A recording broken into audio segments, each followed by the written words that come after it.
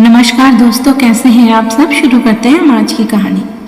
प्यार के इजहार में कंजूसी करने वाले राशिद ने जब नूर के जन्मदिन पर खुलकर प्यार का इजहार किया तो नूर का दिल मारे खुशी के उछल पड़ा। उसे लगा खुशियों के ढेर सारे गुलाब एक साथ खिल गए हैं। डेक पर बजने वाला गाना भले ही बेडरूम में बज रहा था, लेकिन वह इतनी जोर से बज रहा था कि उसकी चपेट में पूरा घर आ रहा था। घर में प्रवेश करते ही राशिद ने देखा लाउंज में खड़ा नौकर नजीर भी उस गाने का मजा ले रहा था। उसे देखते ही झट से सलाम करके वह किचन की ओर बढ़ गया। राशिद की अम्मी के कमरे का दरवाजा बंद था। सुबह से ही उनकी तबीयत खराब थी। वह दवा खाकर लेटी थी, मगर इस हंगामे में भला आराम कहाँ मिलता। काम की थकान की वजह से राशिद का दिमाग पहले से ही खराब था। इस शोरगुल ने उसे और भी खराब कर दिया था। बेडरूम का दरवाजा खुला था। उसकी बीबी नूर बेड पर औंधी लेटी गाने का मजा लेती हुई पैर हिला रही थी। राशिद सर दर्द की वजह से जल्दी घर आ गया था। इस हंगामे से उसकी कनपट्टियां चटकने लगी। नूर के करीब जाकर उसने तेज आवाज में कहा, मैडम। नूर इस तरह चौकी जैसे किसी सुहाने ख्वाब में खोई थी। वह एकदम से उठकर बैठी। राशिद ने डेक ऑफ किया और उसे घूरते हुए बोला, यह घर है नूर, फिर अम्मी की तबीयत भी खराब है, इसके बावजूद तुमने फुल वॉल्यूम में डेक चला रखा है। मैं सॉरी, नूर घबराहट में बोली। उसका दिल बुरी तरह धड़क रहा था। यह वक्त राशिद के आने का नहीं था, इसलिए वह अपनी मनमर्जी कर रही थी। उस समय उसके दिमाग से यह बात निकल गई थी कि सास की तबीयत खराब है। उसे शर्मिंदगी महसूस हुई। वह इस तरह उठकर खड़ी हुई जैसे उसकी टांगों में जान ना हो। एक कप चाय। राशिद की आवाज में गुस्सा साफ झलक रहा था। कहकर वह वॉशरूम में घुस गया। नूर की आंखें भर आई, क्योंकि वह ऐसे लहजे की आदी नहीं थी। आंसू पीते हुए उसने नजीर से चाय बनाने को कहा और खुद लाउंज में जाकर खड़ी हो गई। चाय लेकर नूर कमरे में आई तो राशिद कपड़े बदल कर बिस्तर पर लेट चुका था। चाय के साथ 2 गोलियां खाकर उसने कप टेबल पर रख दिया और खुद कंबल ओढ़कर लेट गया। नूर यह भी ना कह सकी कि सर दबा दे। कंबल के साथ राशिद ने खामोशी भी ओढ़ ली थी। वह लाइट ऑफ करके सोफे पर बैठ गई। उसका मन रोने को हो रहा था। राशिद का यह रवैया उसे पसंद नहीं आया था। उसने आंखें मूंद ली। तभी उसके जहन में गुजरे दिनों की याद आने लगी और वह यादों में खो गई। इंटर पास करके नूर ने कॉलेज में दाखिला ले लिया था। इसके बावजूद गुड्डे गुड़ियों से खेलने का उसका शौक गया नहीं था। उसने गुड्डे का नाम मून रखा था तथा गुड़िया का पिंकी। उसके इस खेल में उसकी सहेली सादिया के अलावा आस पड़ोस की कुछ लड़कियां भी शामिल होती थी। सादिया का घर पड़ोस में ही था, इसलिए वह अक्सर नूर के साथ ही रहती थी। नूर को गुड्डे गुड़ियों के साथ खेलते देख उसकी अम्मी शकीना अक्सर नाराज होकर कहती, इतनी बड़ी हो गई है फिर भी गुड्डे गुड़ियों के साथ खेलती रहती है। तब नूर के वालिद खालिद कहते, खेलती है तो खेलने दो, हमारी एक ही तो बेटी है, कम से कम सहेलियों के साथ घर में खेलती है, बेटों की तरह बाहर तो नहीं जाती। नूर थी ही इतनी प्यारी, मासूम सूरत, सुर्खी लिए सफेद रंगत, बड़ी बड़ी नशीली आंखें, दरमियाना कद, उस पर सितम ढलती भोली भाली सूरत। नूर के वालिद एक विदेशी कंपनी में अच्छी पोस्ट पर नौकरी करते थे। नूर से छोटे उसके 2 भाई थे, अकरम और जाहिद। भाई बहन आपस में दोस्ताना रवैया रखते थे, मगर दोनों भाई नूर को परेशान करने से बाज नहीं आते थे। वह शरारती भी बहुत थे। अक्सर वह नूर के गुड्डे गुड़ियों को छुपा देते। नूर अम्मी से शिकायत करती तो वह मून और पिंकी को उसके हाथ में थमा कर कहते, अम्मी लगता है आप भी इन्हें अपने साथ ससुराल भी ले जाएगी। ससुराल के नाम पर घबराकर नूर अम्मी के सीने से चिपक जाती। ससुराल जाने के ख्याल से ही वह घबरा जाती थी। अभी वह 17 साल की ही तो थी। अगले महीने 5 अप्रैल को उसकी सालगिरह थी, जिसकी तैयारी अभी से शुरू हो गई थी। नूर की सालगिरह हमेशा बड़ी धूमधाम से मनाई जाती। कॉलेज की पढ़ाई के दौरान नूर को गुड्डे गुड़ियों से खेलने का शौक कम ही मिलता था, लेकिन दिन में एक बार उन्हें अच्छी तरह देखकर वह तसल्ली जरूर कर लेती थी। एक दिन वह कुछ पढ़ रही थी, तभी उसके वालिद ने उसकी अम्मी से कहा, शकीना अब हमें नूर की शादी कर देनी चाहिए। रिश्ता अच्छा है, मना नहीं किया जा सकता। राशिद मेरे दोस्त का बेटा है, डॉक्टर है, देखा भला और जाना सुना है, अब दोस्त नहीं रहा तो मना करना ठीक नहीं है। रजा ने इस रिश्ते के लिए मुझे बहुत पहले से ही वादा कर लिया था। उनकी बेगम ने पैगाम भिजवाया है, कल वह आ रही है, सारी तैयारी कर लो, नूर को भी समझा देना। आज के जमाने में इस तरह का रिश्ता जल्दी कहाँ मिलता है। अगले दिन राशिद अपनी अम्मी सोफिया बेगम और बहन नाज के साथ नूर को देखने आया। नाज की शादी हो चुकी थी। नाज ने दिल खोलकर राशिद की तारीफें की। सोफिया बेगम ने नूर को अपने पास बिठाया और उसकी नाजुक उंगली में अंगूठी पहनाकर रिश्ते के लिए हामी भर दी। नूर ने सरसरी तौर पर राशिद को देखा। रौबदार संजीदा चेहरा, गंभीर आवाज। नूर का नन्हा सा दिल कांप उठा। उसे वह काफी गुस्से वाला लगा। खाना वगैरह खाकर सभी चले गए। उनके जाते ही अकरम और जाहिद ने नूर से छेड़खान शुरू कर दी। उसकी नाक में दम कर दिया। बेटी को परेशान होता देखकर शकीना नरम आवाज में बोली, मेरी बेटी को परेशान मत करो, अब सिर्फ 3 महीने की ही तो मेहमान है। 3 महीने गुजरते देर कहाँ लगती है। राशिद और नूर की शादी हो गई।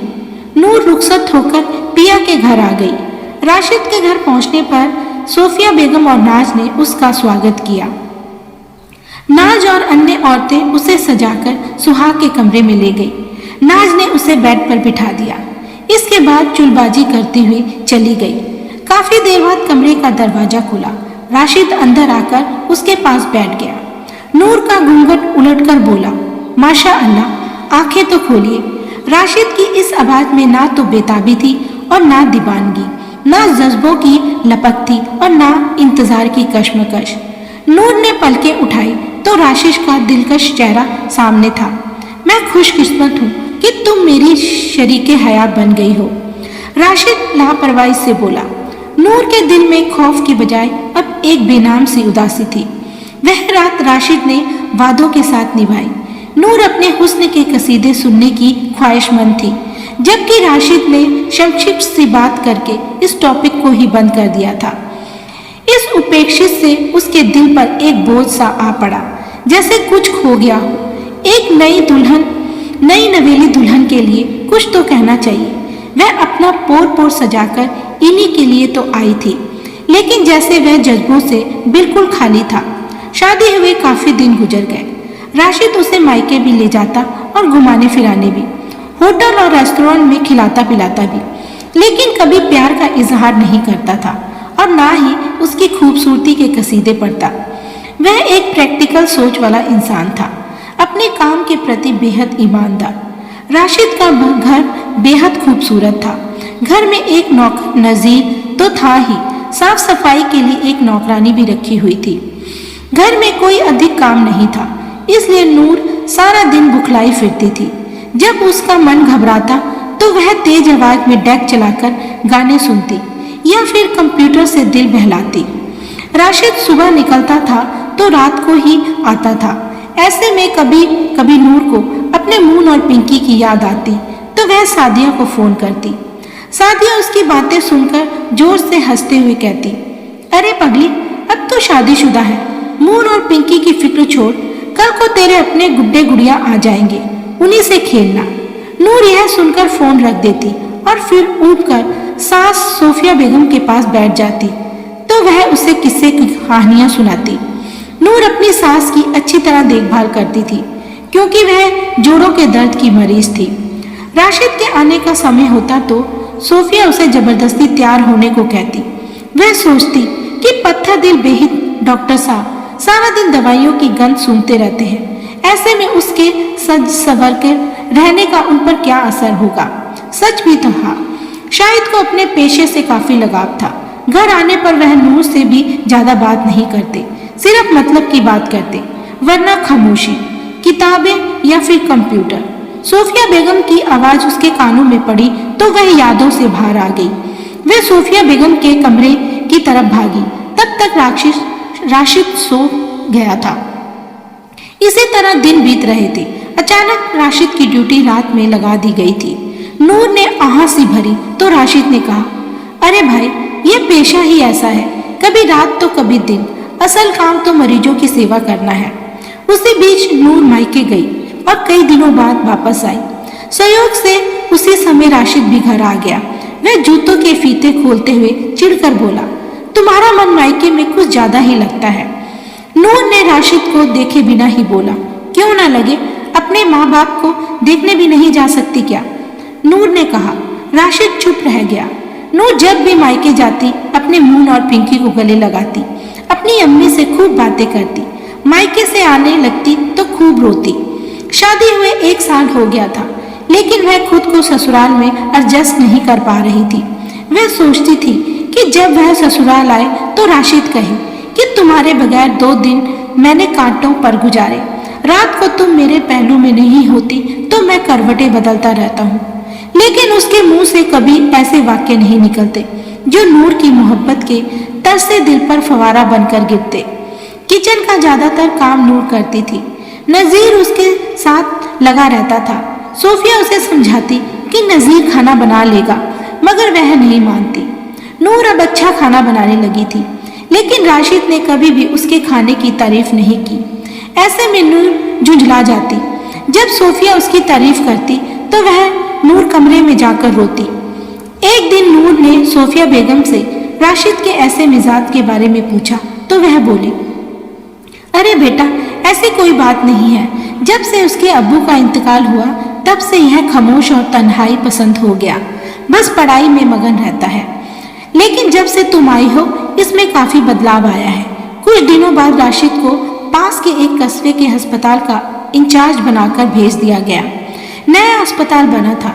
राशिद को जूनियर डॉक्टरों के साथ इंचार्ज बनकर जाना था। 2 दिनों बाद राशिद वहां जाने के लिए तैयार था। जाते वक्त उसने कहा, मैं 15 दिन बाद आऊंगा। राशिद के अंदाज में ना तो उदासी थी ना ही कोई परेशानी। वह बाहर जाने में बड़ा संतुष्ट लग रहा था।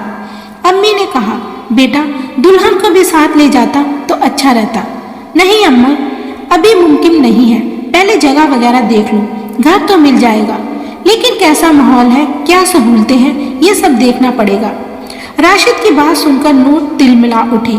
उसकी आंखों में आंसू आ गए। नई जगह होने की वजह से राशिद को फुर्सत नहीं मिलती थी। सहूलतें भी काफी कम थी। मरीजों का दिन रात तांता लगा रहता। यह पिछड़ा इलाका था। राशिद दिन भर काम में लगा रहता। रात को कमरे में आता तो नूर की यादें दिल से लिपट जाती। उसका मासूम भोला भाला चेहरा और मंद मुस्कुराहट उसे बेचैन कर देती। हालांकि राशिद रात की भी ड्यूटी करता था, मगर इतने दिनों के लिए वह पहली बार नूर से जुदा हुआ था। नूर की कमी और दूरी उसे परेशान कर रही थी। नूर के दिन भी उदासी में बीत रहे थे। कभी शकीना आ जाती तो कभी अब्बू या अकरम जाहिद, कभी कभी वह खुद भी मायके चली जाती। 15 दिनों बाद राशिद आया तो नूर पहले की ही तरह उदास थी। राशिद ने सोचा कि क्या मेरी कमी इसने महसूस नहीं की। मेरे आने पर ना आंखों में चमक आई न चेहरे पर खुशी। राशिद भी उदास हो गया। आप बीबियों की तरह नूर खाने का इंतजाम करने लगी। राशिद ने उससे यह भी नहीं पूछा कि वह कैसी है, ना कोई जुदाई के किस्से, ना तन्हाई की बातें।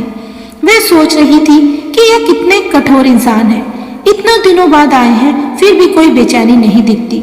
शायद उसके बिना खुश थे। उसने किचन में अपनी नम आंखें पहुंची। 2 दिन रहकर राशिद चला गया।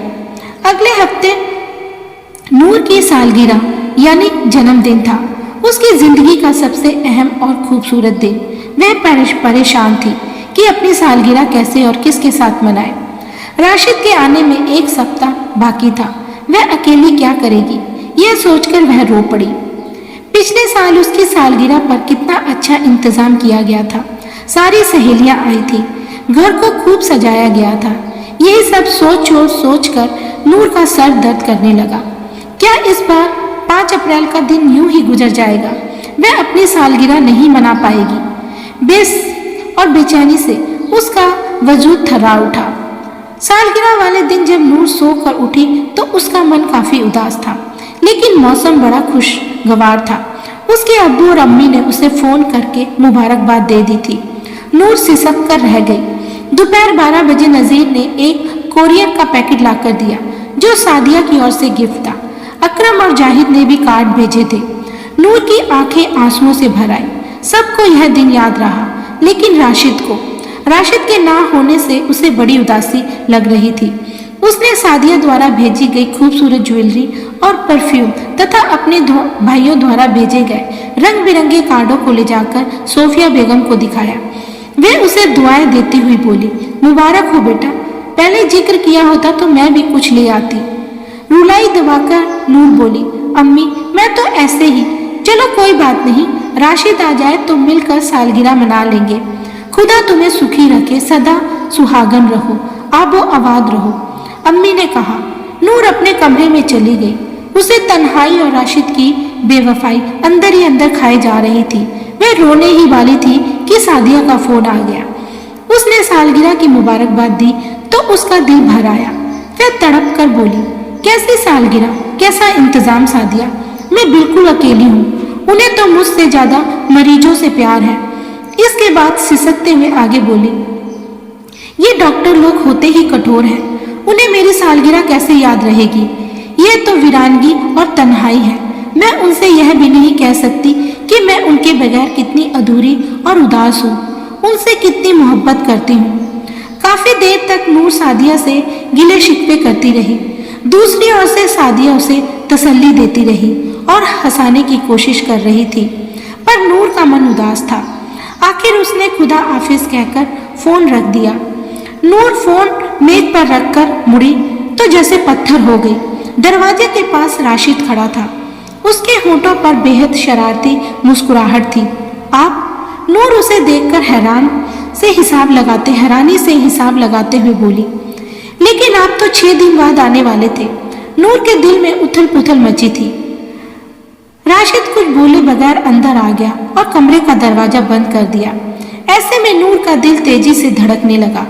नूर के करीब आकर अपने दोनों हाथ उसके कांपते कंधों पर रखकर राशिद ने दबाव डाला तो वह बेड पर बैठ गई।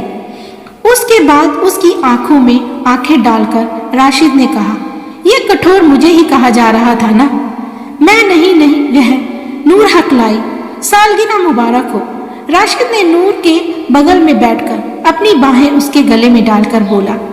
राशिद जिस तरह नूर से अपनी बातें कह रहा था वह उस पर बहारों के फूलों की तरह गिर रही थी। प्यार से भरे शब्द सारे गिले शिकवे धो रहे थे, उदासी के गुबार मिट रहे थे। तुम्हारी सालगिरह भला मुझे क्यों न याद रहती। नूर की नाजुक नाक को 2 उंगलियों से पकड़कर हिलाते हुए राशिद ने कहा, जानम, जिनसे मोहब्बत होती है उनके बारे में हमेशा सजग रहना पड़ता है। तुमने ये कैसे कह दिया कि मैं मरीजों का हूँ, तुम्हारा नहीं। राशिद अपनी बात कहते हुए उंगली से नूर की ठोडी को उठाकर सवालिया नजरों से देखा। नूर ने शर्म के मारे आंखें झुका ली थी। वह उससे आंखें नहीं मिला पा रही थी। राशिद ने आगे कहा, तुम मेरी जान हो नूर। माना कि मैं इजहार में कंजूसी करता हूँ, लेकिन अब तुम्हें कोई शिकवा नहीं होना चाहिए। मैं जानता हूँ कि तुम कुछ नहीं कहोगी, फिर भी मेरी जुदाई में घुली जा रही हो। तुम मेरे बिना नहीं रह सकती और मैं तुम्हारे बिना अधूरा हूँ। अब वादा करो, तुम सारे गिले शिकवे भुला दोगी। नूर ने हाँ में सर हिलाया तो राशिद ने जेब से एक डिब्बी निकालकर उसमें से एक सोने की चेन निकाली, उसे नूर के गले में डाली तो वह हैरान रह गई और राशिद के सीने से लग गई। तो राशिद को लगा कि उसके दिल के सारे बोझ उतर गए हैं। उसने नूर को बाहों में समेटकर कहा, चलो मेरे साथ, तुम्हारे लिए एक और सरप्राइज है। क्या? नूर ने पूछा। साथ चलो तो, कहकर राशिद उसे लाउंज में ले आया। अम्मी वहीं सोफे पर बैठी थी। तरह तरह के खाने पीने की चीजों के साथ मेज पर केक भी रखा था। तभी दरवाजा खुला और नूर के अम्मी, अब्बू, अकरम, शाहिद, सादिया और उसकी अन्य सहेलियां मुस्कुराते हुए अंदर आ गई। नूर का दिल मारे खुशी के उछल पड़ा। उसे लगा कि उसकी खुशियों में ढेर सारे गुलाब एक साथ खिल गए हैं। सब ने उसे हैप्पी बर्थडे कहा। अम्मी के कहने पर वह तैयार होने के लिए अपने कमरे की ओर चल पड़ी। राशिद ने एक आंख मारते हुए कहा, जल्दी आना। नूर शर्म और खुशी से धोरी हो गई। कहानी कैसी लगी हमें कमेंट में लिखकर बताएं। वीडियो को लाइक और चैनल को सब्सक्राइब करें। थैंक यू, शुक्रिया।